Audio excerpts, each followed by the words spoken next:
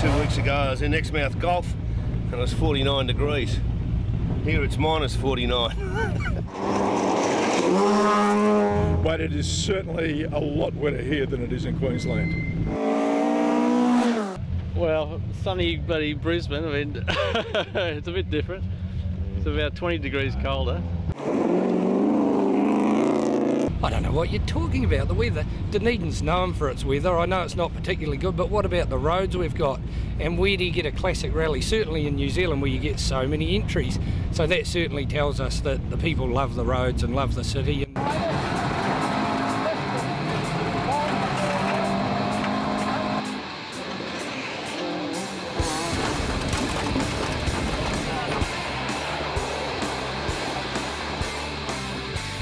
Dunedin might not boast hot summer nights or cloudless winter days, but the locals wouldn't swap it for anything.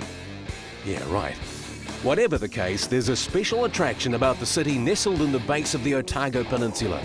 And one weekend a year, a group of rally enthusiasts bring out their champions of another era to be part of one of the best classic rallies in the world.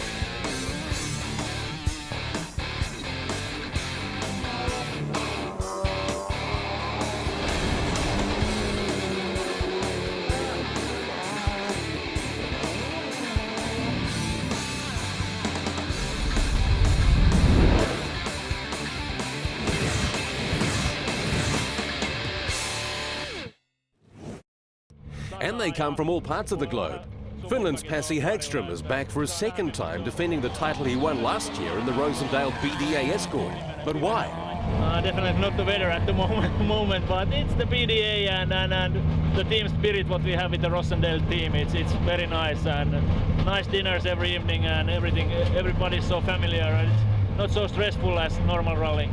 Pasi Hagstrom's day job as a full-time WRC test driver and his country of origin equip him well for rallying in Otago.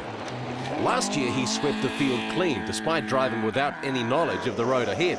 This year, under changed rules, Hagstrom is back and driving with pace notes. But his competition is stronger than ever. Top Aussie and Kiwi drivers, even a Scotsman of no small repute. I was very happy when Rosendale came along and asked if I would like to come and drive their BDA because I've never driven one really until about 2 years ago and thoroughly enjoyed it.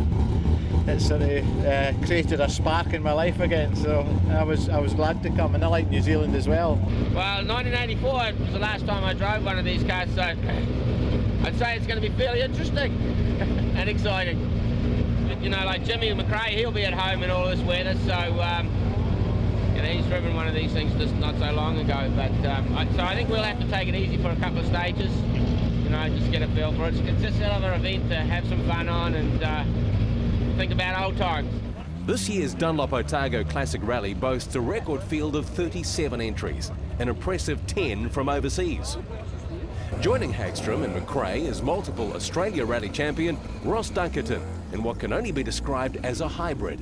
Yeah, it's certainly a hybrid. It's a Toyota Corolla of about the 1980s vintage with a 13B peripheral port engine in it, which is actually sort of moved back into the driver's compartment, so I can actually talk to that. And really, it was actually a circuit racing car and it was quite successful. Another Australian rally champion, Carr, is driving a replica Fed 131 Abarth, built and owned by Bill Dunn from Canberra. I don't know what the roads will be like. I mean, obviously they're going to be wet, but how slippery, I don't know. But that's rallying. I mean, that's the way it is, the way the sport's always been. It doesn't worry me, except like now I look in the back of my car, we've got some water coming in from somewhere, so we'll have to sort that out. John Spencer is back for his second Dunlop Otago Classic.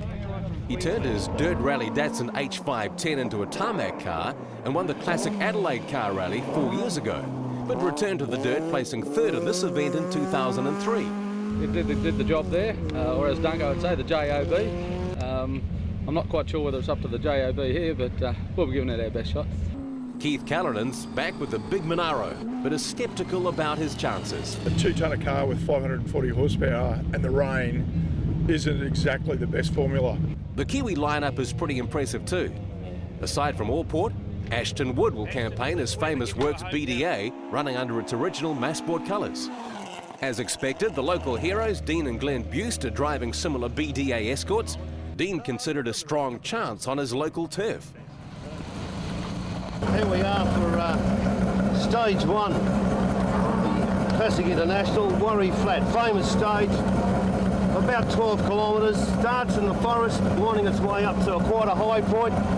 Heaps of spectators, then a very fast run down through the forest to the finish. All pretty scary stuff. Just around the corner, a rather deep creek crossing.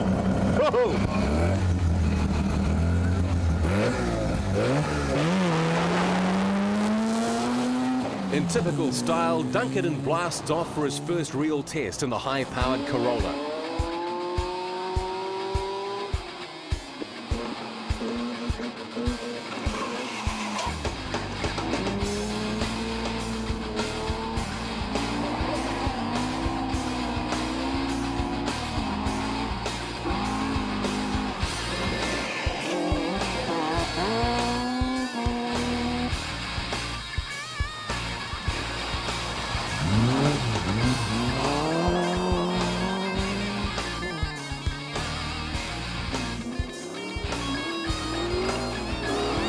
The introduction of pace notes this year seems to be a mixed blessing.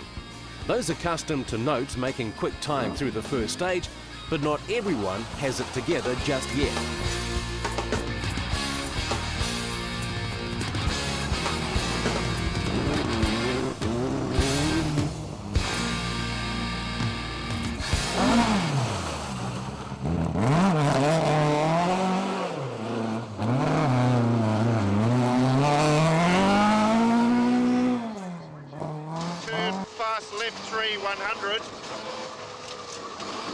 Nobody behind you, is there? Before the end of the stage, Dunkerton is grappling with engine problems. What's that? Thing's going. The fuel pump can't keep the fuel up still. Despite almost completely stopping mid-stage, Dunkerton is still only 20 seconds off the pace. I think the problem is the fuel pump couldn't keep up with the amount of fuel that was going through the engine. Probably because I've actually got it buried to the floor and the fuel pump's saying While Dunkerton laments his misfortune, the others are tackling the second special stage out on the Taieri Plains in the Otago Coast State Forest.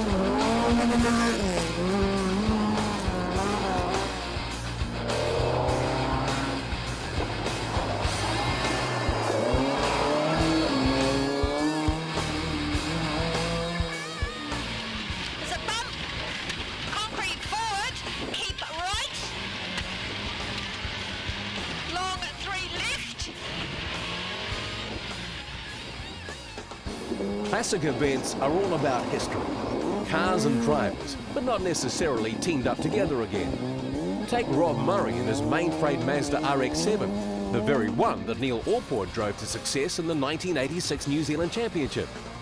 Murray's conscious of the car's heritage, but is still pushing the limits at times. This is a special event down here. The roads are excellent. They organise it really well.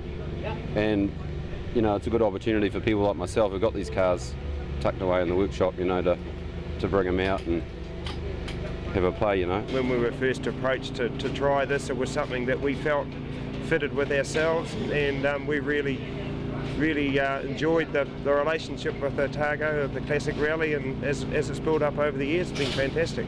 A feature of the Dunlop Otago Classic is the Central Service Park at Lake Waihola, where teams come and go throughout the weekend. It's not quite so inviting today, but it's sure a welcome stop for those in need of mechanical attention and a chance for teams to chew the fat about the first couple of stages.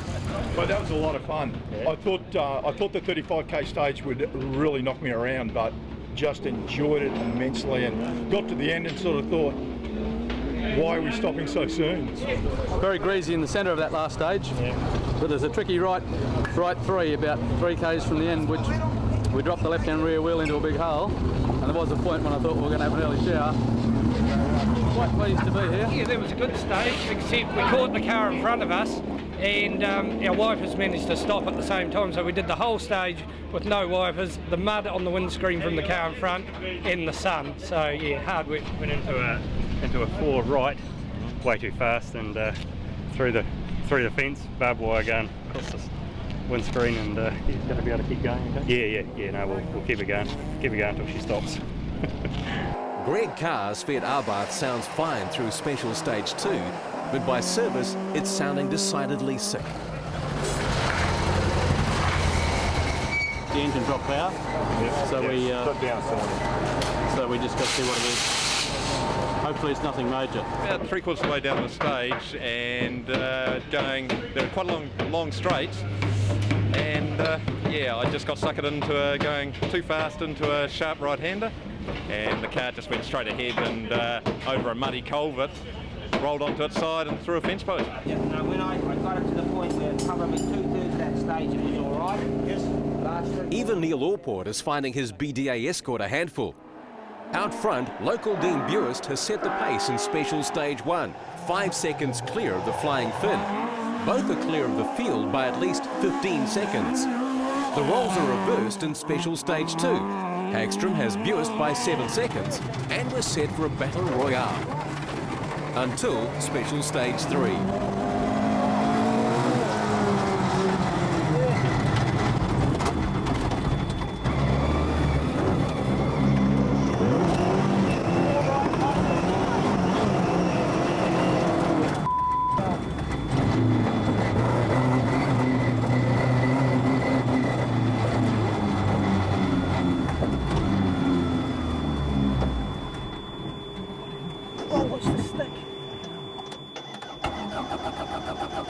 We were driving quite slowly into the ford where there was quite a lot of water, and the engine just stopped, and we have to wait, I think, 3.5 minutes to get it dry again and keep going. But that's it. Now we just have to try to keep going and try to close the gap. It's a long one, but have to try to go as flat as we can. Hagstrom's time penalty leaves the door open for Dean Buist and the other Team Rosendale Escort in the hands of multiple British rally champion Jimmy McRae. Pasi's demise in the Ford is Buist's opportunity to lead the rally.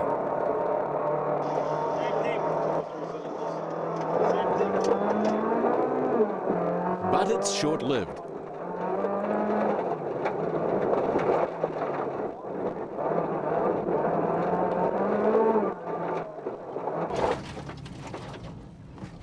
We just come down a sort of a steepish hill into a right-hander, and then round there fine into a left, and it just wouldn't turn in, and ended up down in the water table, and yeah, couldn't get out again. It had broken the bottom arm. Neal Allport's fast time in special stage 3 promotes him to the lead ahead of his old RX-7 in the hands of Robert Murray. By the end of special stage 4, positions are unchanged, but Jimmy McRae is settling into the Rosendale Escort and has equalled Murray for outright second as the cars return to the service park. The rains have abated, but it's still wet.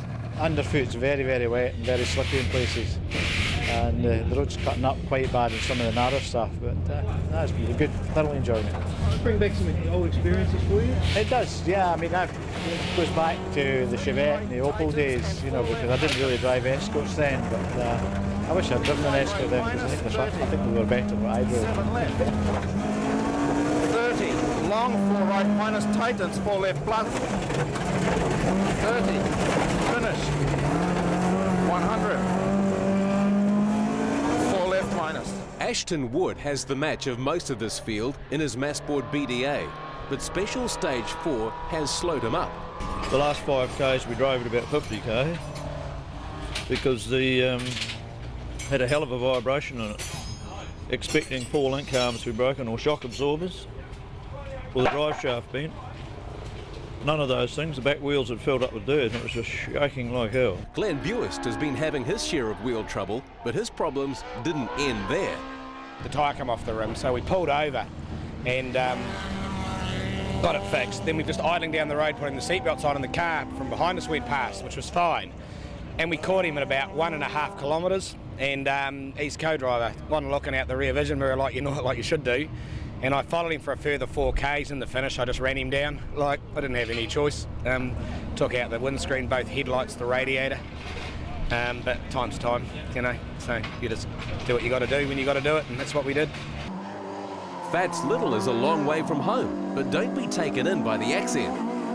I am accustomed to the weather being a POM, but a long way from home as in Perth, yes I am, but I firmly believe this is one of the best rallies you can do in the world, so it's the only one to do every year. This is it, so here we are. We were having a good little dip, going good, but unfortunately an alternator bracket's fractured on it and the alternator fell off, so we got it to the end of SS3, and that's as far as we dare take it because we didn't have a fan belt. It's got a new engine, so we certainly don't want to wreck an engine. Special Stage 5 Big Bush is a repeat of Special Stage 2 through the Otago Coast State Forest, and by now everyone's got the advantage of knowing the roads. Keith Callanan is still powering the big Monaro around to the crowd's satisfaction. His times might not be matching the Finn, who's out to pull back the 3 minutes he lost earlier in the day. It's nothing to lose anymore, so we just need to keep on going flat out and try to catch the guys as much as possible. I just try to push as hard as I can in the end. I think in the last one we get almost a minute already, but that was easier because it was second time through the same stage, so I have a good commitment and good push a lot. But we will see. We counted, I think earlier it was 1 second per kilometer. How much we need to be faster, so try to do that. Yeah, the roads are nice. I mean, it's once you can get the trust with the notes, then it's absolutely like good fun, and also the car is behaving so nicely, so it's good fun.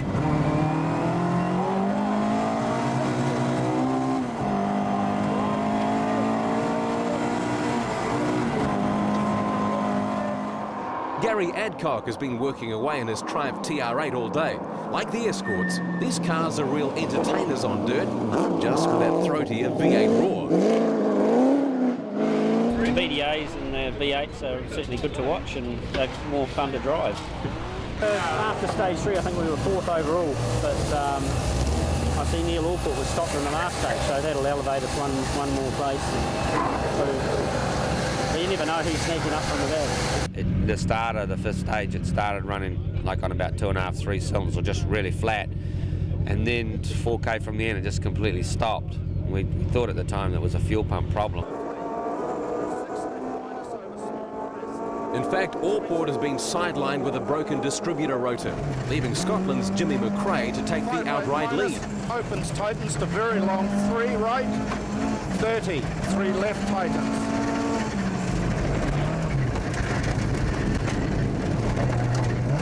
Opens, don't go wide, 100.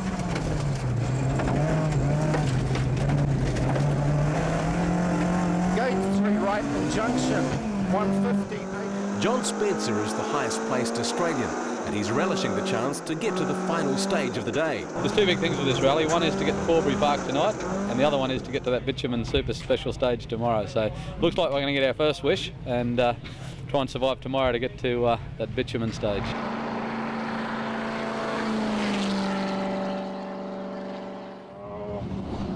It's like velodrome cycle racing on dirt, only it's faster. And there's the odd chicane to make life interesting. There's always plenty of action and a big crowd on hand to witness it.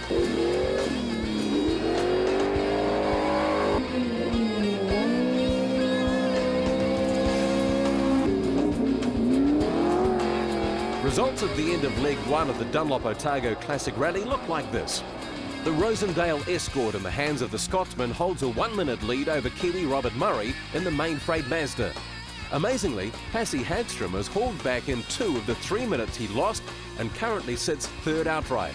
The TR8 of Gary Adcock finishes in 4th for the day, ahead of Southland's Duncan McCrosty in the ex-factory Nissan Bluebird. Ashton Wood's Massport BDA is 20 seconds clear of the first Australian, John Spencer, in the Datsun P510. Nelson's Chris Barnett's excursion through the fence hasn't stopped him from claiming 8th. John Metherall and Glenn Buist round out the top 10 fastest cars at the end of the first leg of the Dunlop Otago Classic Rally for 2005. If the hopes of yesterday's casualties were riding on the weather, then today we're in for some great rallying. Gone are the wet, miserable conditions of yesterday. In its place, a cold, crisp frost just waiting for the sun to burst through the morning mist. Despite the huge mechanical carnage in leg 1, And in the spirit of classic rallying, everyone fronts for leg 2.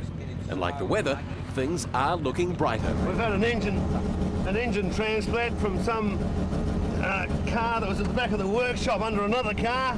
They've worked all night and they've done a fantastic job. And we're going to go out and see what we can do to it today. The boys worked all day, found another head. How long it lasts, we don't know, but we're in it. That's good. So hopefully we'll do a few stages and get the feel of it again. With luck, fingers crossed, we'll get to the finish of today. What it's about, the spirit of it? Well, we've come all this way and we want to do the rally. As I said at the start, our aim was to finish, and we're going to try and finish. I spoke to a couple of people last night and they said, hey, it'd be really disappointing if the car's going and you don't start today. And then I thought about it and thought, well, yeah, this is classic rallying. I think that we've got to come back out and have another go today.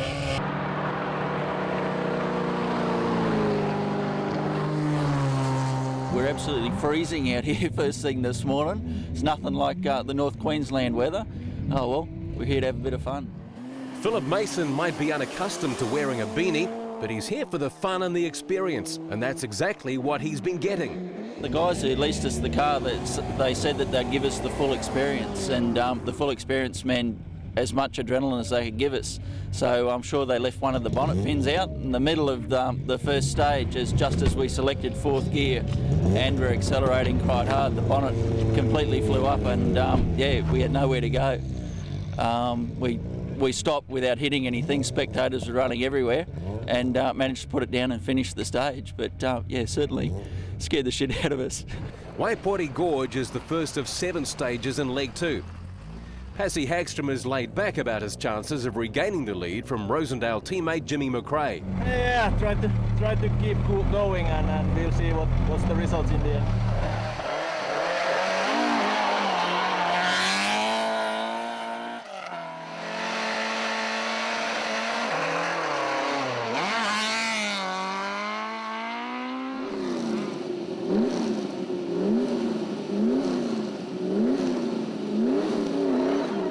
Callanan blasts the Monaro off the line with wife Marianne pointing the way.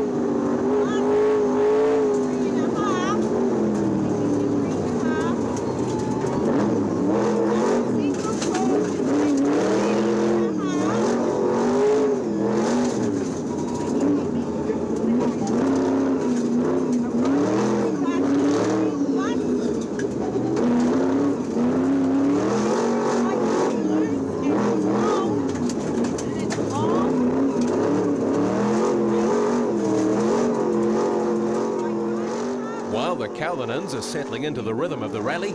Ross Dunkerton is finding the funny side of travelling all the way from Perth to be sidelined yet again. It's a bit of a shame. We did 4K yesterday, so we're lucky we're not starting tomorrow. But law of averages, we'd be down to 1K, and if it was 4 days long, we'd be down to 500. So on about the 6th day, we wouldn't bother getting out of bed. Southland's Duncan McCrosty, driving the other ex-Works Nissan Bluebird, is comfortable with his overnight position. Overnight we were 5th, so we've just been moving up slowly over yesterday. We haven't been running notes. We're one of the few guys still running that aren't using notes, but being a local and done the road so much, I didn't really think it was necessary. Add to this the responsibility of servicing for the overseas teams, and it's easy to understand why this event is considered much more than just a competition. The service team for the Australians happens to be all my guys from down in Balclutha, so we're running the 2 Bluebirds that we own, plus looking after Keith Cullen and John Spencer. Bit of a mateship? Yes, very social. Emphasis on having a good time, not going to bed too early. Greg Carr's return to Leg 2 is reasonably successful. The car might not have the horsepower it had when it arrived in New Zealand, but he's still circulating, and the MMG team is gaining valuable experience. We didn't come here to win the rally, we came here to learn, and that's what we're trying to do. The beauty of the rally is you can go away and fix your car and come back, which I think is a really good concept. I mean, what's the point of having a rally when you've got all the cars on the sideline?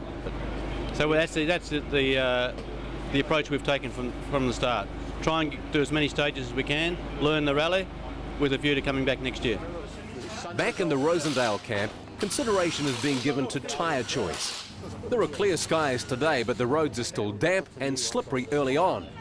That was very slippery. It was frozen some places, the road and in the forest it was very slippery, and also the fast part in the second stage was also really slippery. But things are drying out and on the improve. In stark contrast to yesterday, Leg 2 is being run in what almost seems to be a different season. Lake Waihola providing the stunning reflection it's also known for. Dean Bust returns to Leg 2 after repairing the lower control arm. While he's out of overall contention, he demonstrates his own skill taking out 2 fastest individual stages. Within 2 stages, the Flying Finn has clawed back nearly 50 seconds. With luck, Rob Murray can still hold on to third.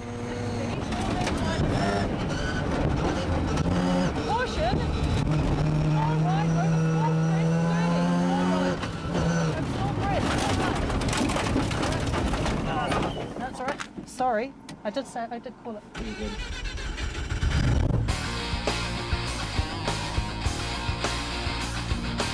Three stages this afternoon take the rally up the coast from Tairi Mouth to Brighton. It's a picturesque part of the world and the perfect day for a drive in the country.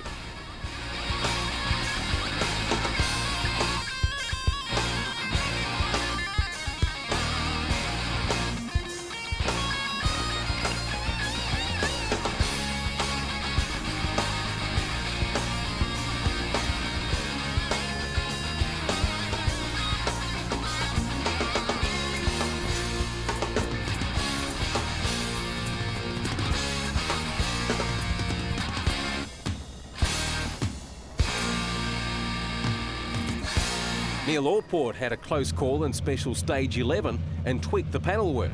I think we'll leave it there. I had a small wager with the boys that I might get to bend the bumper and not the car, and they would pay me. But it looks like I'm paying them because the bumper's all right and the car's not. Last dirt stage of the rally, and the end is coming too soon for some.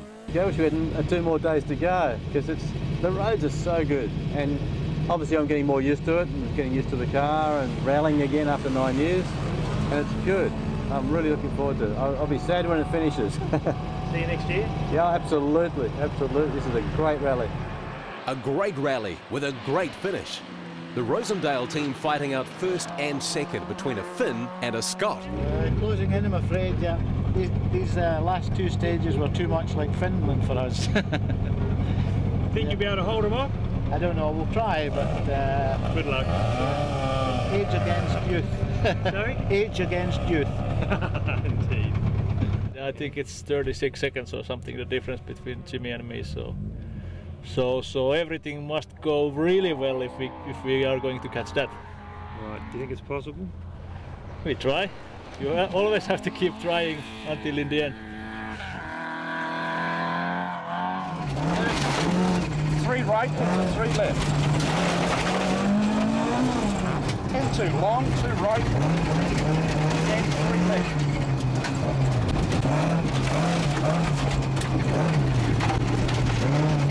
30, 6 right, opens over crest. 30, 4 left. In the end, the best Hagstrom can do is 3 seconds quicker than McRae, and barring something catastrophic, the rally title looks bound for Scotland. 80.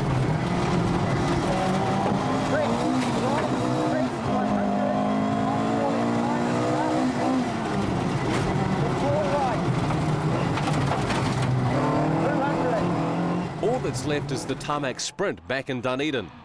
Once all the teams are through the flying finish of Special Stage 12. For Neal Allport, his return to the BDA after nearly 20 years has been an exciting ride full of old memories. Some he'd probably prefer to forget. We got around, actually the end of that stage is quite tricky. We did it yesterday, got a little bit wide, and I thought I was a little bit slower this time round, but unfortunately, like I wasn't, I was sort of actually travelling a little bit quicker. Front tyres were completely gone, and I just couldn't bring the thing back onto the road after the finish line, and then I was presented with this huge, damn great drain, and it was either gonna, I thought I might try and get it up into the paddock, because I was sure I wasn't getting it back to the road, and then it wasn't going into the paddock, so the best option was straight down the middle of the drain. Now we got to get out of here. Look at this shit. Fortunately for Ross Dunkerton, he's as handy with a microphone as a steering wheel, and the crowd is treated to some unusual tarmac rallying right in the middle of the town to wrap up the event. A perfect way to finish a rally with a reputation quickly being established around the world as a premier classic rally. And a 1-2 for the Rosendale team. Scotland and Finland will ensure even more interest in 2006. For the record, the results of the Dunlop Otago Classic Rally look like this. McRae and Hagstrom finish with a handy lead over Southland's Duncan McCrosty in third, who manages to hold off Nelson's Ashton Wood. John Spencer is the first Aussie home in 5th place. A 4-minute gap back to 6th sees Glenn Burst lead home John Metherell, Chris Barnett and John Keast. Final word goes to a man who represents everything about classic rallies that makes them so popular. It is a sensational event. The way that the Kiwis look after us is nothing short of fantastic. They have got sensational roads. Their weather leaves a lot to be desired, but it's just a great event.